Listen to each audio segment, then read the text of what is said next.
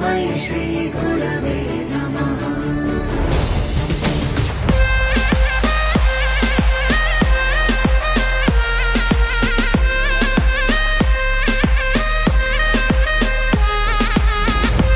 इष्टदेवं नमामि सोमेश्वरं स्वतन्त्रम् उमापतिं तं विजयं नमामि नमामि विघ्नेश्वरनन्दिनाथं पुत्रप्रियं तैशिरसा नमामि देवं भवदुःखशोकविनाशनं चन्द्रधरं नमामि नमामि गङ्गाधरमीशमीड्यम्